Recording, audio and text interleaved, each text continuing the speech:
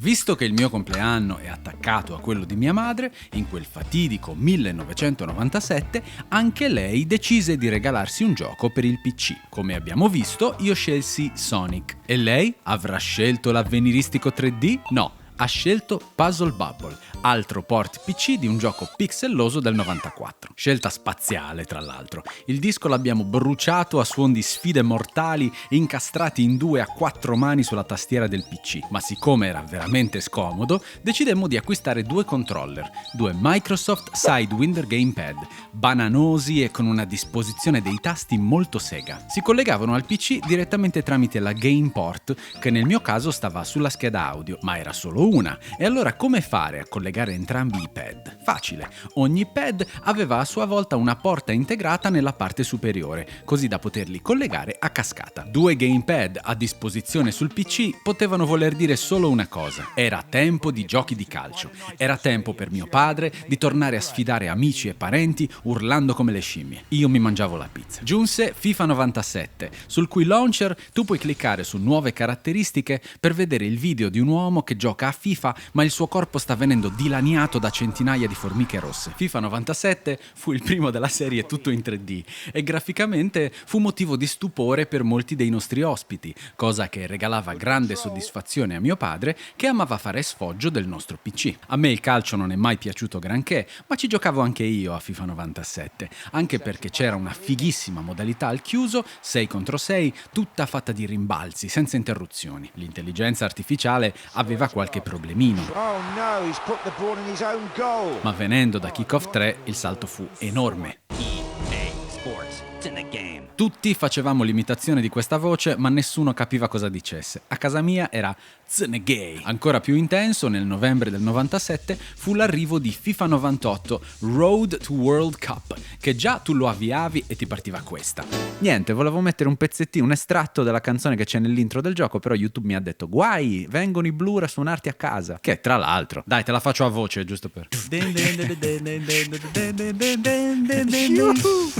Vabbè, ci siamo capiti, dai, non mi fate umiliare. Era già un gioco più figo, aveva più carattere, funzionava meglio ed era più bello a vedersi, aveva un che di televisivo. Con mia grande gioia fecero ritorno anche le partite indoor, ideali per il multiplayer. Ma la cosa per noi più strabiliante fu l'introduzione della telecronaca in italiano, con l'indimenticabile duo Caputi-Bulgarelli. Massimo ed io ci aspettiamo una partita speciale oggi, come tifosi d'altronde. Sì, non vedo l'ora che cominci, Giacomo, c'è una bellissima atmosfera qui allo stadio. Era fantastico sentirli reagire in tempo reale a quanto stesse accadendo in campo. Grande parata, il piazzamento del portiere è stato eccezionale. Per noi all'epoca fantascientifico. Pur di fare contento mio nonno, che ancora non si era arreso all'idea che io con sto PC ci dovessi anche studiare, mi affacciai a Age of Empires, che è un gioco, nonno, dove sì, si gioca perché è pur sempre un gioco, ma si impara anche la storia, che volendo non è neanche una bugia. Le campagne single player di Age of Empires ripercorrevano, tra le altre presenti nel gioco, la storia di grandi civiltà,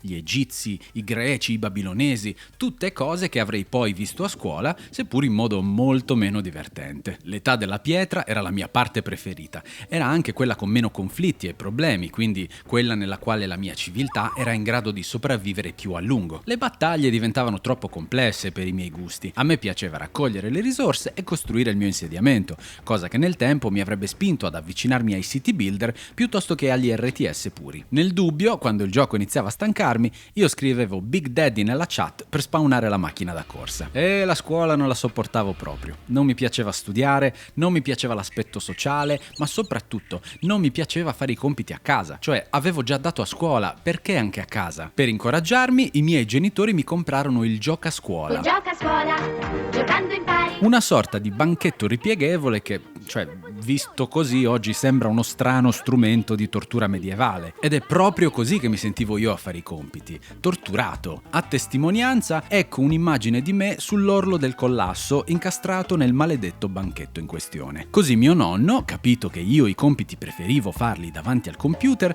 decise di comprarmi Encarta 98, enciclopedia multimediale prodotta niente poco di meno che da Microsoft, con la quale, a suo dire, avrei potuto aiutarmi nella nella risoluzione dei tanto odiati compiti a casa. Onestamente non credo di averla mai utilizzata per questo scopo, se non magari per qualche specifica ricerca, ma ne conservo comunque un piacevole ricordo. Intanto c'era un dizionario di tutto rispetto, che avrei consultato più spesso, non fosse che ogni volta dovevo sbattermi a inserire il CD. Poi c'era la sezione degli articoli, molti dei quali erano correlati da suoni, foto e in alcuni casi perfino video. Il muro che per lunghi anni aveva diviso la città venne abbattuto. C'erano le foto 3D, con le quali visualizzare molteplici punti di interesse nel mondo ruotando liberamente la visuale a 360 gradi. Poi c'erano le interattività come Lingue del Mondo, che era fighissimo perché ti permetteva di ascoltare frasi comuni e numeri in tantissime lingue diverse. Ad esempio, questo brasiliano che sembra sia sul punto di piangere. Meu nome è Mauro. Água mole in pedra dura, tanto bate até che fura. Non che l'italiano faccia una figura migliore. Chi trova un amico, trova un tesoro. Chi trova un amico... Madonna. Poi c'era Musica dal Mondo, con il quale ascoltare e localizzare sulla mappa la provenienza di tanti strumenti musicali. E poteva addirittura diventare un gioco. Per esempio, dove lo metto il violino? Questa ovviamente è facilissima. Vabbè. Vedi a non studiare? E poi c'era Orbite, che ti permetteva di simulare l'orbita di un piccolo corpo attorno a un pianeta. Fighissimo, molto interessante, anche se a me più che altro piaceva fare così. Tra le altre cose, nel 97 mio padre iniziò regolarmente a comprare in edicola la rivista Giochi per il mio computer, GMC. Era una rivista che ci faceva contenti entrambi. Si parlava un po' di hardware, di schede audio e video, spesso in comparazione, cosa che aiutava mio padre nella quest per il computer perfetto, e ovviamente si parlava di giochi per il mio computer nelle forme più disparate. C'era la posta dei lettori, le anteprime, le recensioni, soprattutto però c'era il preziosissimo disco in allegato, ricco di ghiottissime demo. Era un modo, in un'epoca in cui internet non era certo alla portata di tutti, per tenersi aggiornati. E io GMC me lo portavo ovunque, lo sbranavo. Nel lasso di tempo che mi separava dall'uscita successiva mi leggevo tutto. Divenne il mio periodico testo sacro, anche perché io a catechismo non ci andavo. I videogiochi erano la mia passione, quindi mi piaceva l'idea di approcciarli con un po' di consapevolezza in più, la quale mi permetteva finalmente di andare in negozio con un'idea chiara di cosa valesse la pena comprare. E io sai cosa mi comprai alla prima occasione utile? Little Big Adventure 2, anche perché GMC gli aveva assegnato un 8 pienissimo. Mi emoziona ancora oggi tantissimo e mi fece emozionare ai tempi il filmato iniziale, complice la bellissima musica. Mi stupì particolarmente la resa grafica dell'acqua, in questo shot del piede di Twinsen che pesta una pozzanghera, ma anche nel dettaglio ravvicinatissimo dell'occhio del Dinofly, ricoperto di goccioline. Il sistema di selezione dell'atteggiamento, una delle caratteristiche fondamentali del gioco, rimaneva pressoché invariato, ma c'erano tante novità. Prima fra tutte il fatto che gli esterni fossero ora realizzati interamente in 3D, e in più pioveva, c'erano dei realistici effetti atmosferici. Ricordo in particolare mi avesse colpito vedere le goccioline rimbalzare sul suolo. Nella loro semplicità erano elementi che ai miei occhi davano una vitalità pazzesca al mondo di gioco. Io non sono mai riuscito a spiegarmi come Little Big Adventure 2 non sia mai riuscito a ritagliarsi un posticino nella schiera dei classiconi dell'epoca. Rispetto ad altri suoi contemporanei viene spesso messo in secondo piano, dimenticato, sottovalutato, e io trovo sia un immenso peccato. Anche di questo conservo ancora la copia fisica, anche se purtroppo tutti gli scatoloni dei giochi che comprammo in quegli anni sono stati buttati da mio padre, che purtroppo ha sempre avuto la tendenza a buttare compulsivamente. Peccato, anche perché volendo alcune di queste big box oggi vendono per diverse centinaia di euro. Grazie all'intervento del mago Meteorol, i cieli si schiarivano, permettendo l'arrivo e relativo atterraggio di numerosi UFO, dai quali si calavano dei minacciosi alieni. E gli alieni andavano molto di moda negli anni 90. Mi viene in mente XCOM, ma anche The Feeble Files, un'avventura grafica di ambientazione spaziale che ci mette nei panni di uno scienziato alieno incaricato di andare a fare i cerchi nel grano in giro per la galassia. Per me, quello delle avventure grafiche era ancora un mondo del tutto nuovo, tutto da scoprire, fatto di interazioni e combinazioni logiche e anche altre un po' meno logiche che sapevano sempre sorprendermi, quando ero in grado di arrivarci, ovviamente. Per un bambino di 7 anni non era un genere semplicissimo, ma per fortuna GMC offriva ogni mese anche le utilissime soluzioni che più di una volta mi hanno salvato dall'abbandonare un gioco sul quale magari mi ero bloccato, come per esempio accadde con Broken Sword 2, gioco straordinario che non avrei mai potuto finire senza questi utili consigli. Ci fu anche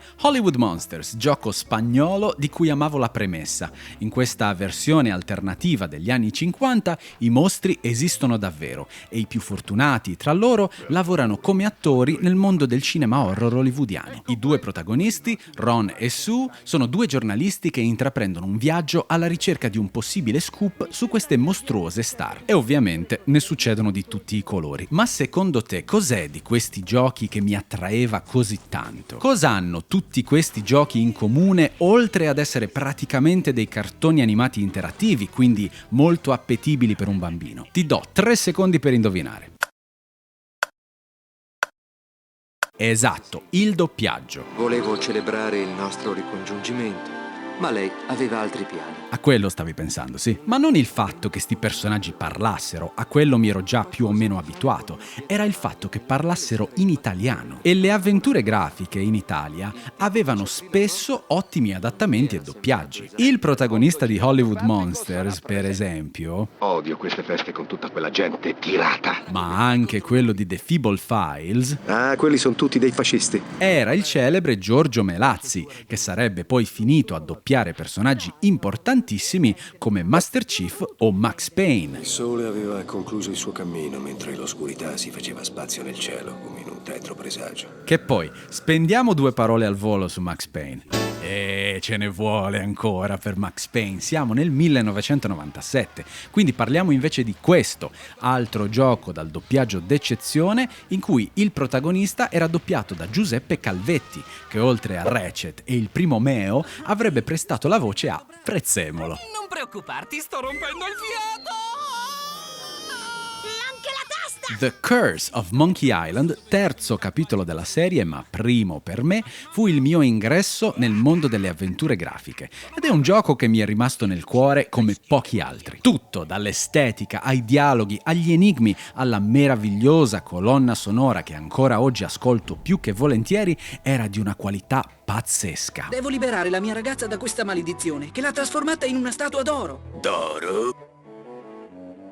Aspettate, forse sto parlando troppo? In un'epoca in cui tutti si buttavano sul 3D e anche vecchi franchise già ben affermati diventavano poligonali pur di non perdere rilevanza, Monkey Island disse no. Nel menu delle opzioni, infatti, trovi una voce che permette di attivare l'accelerazione 3D, ma quando ci clicchi sopra il gioco ti dice era uno scherzo. No, sul serio, non c'è accelerazione 3D in questo gioco. Puoi cliccare finché vuoi, non servirà a nulla. Fantastico. Una delle mie parti preferite era quella dei duelli in rima. Sei il mostro più orrendo mai creato.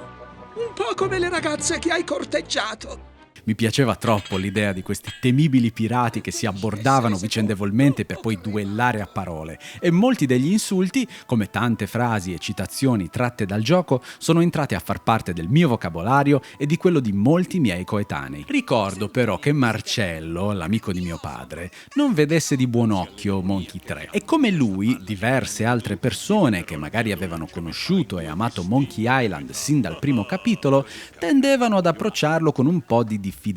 Ne ho sentito di ogni.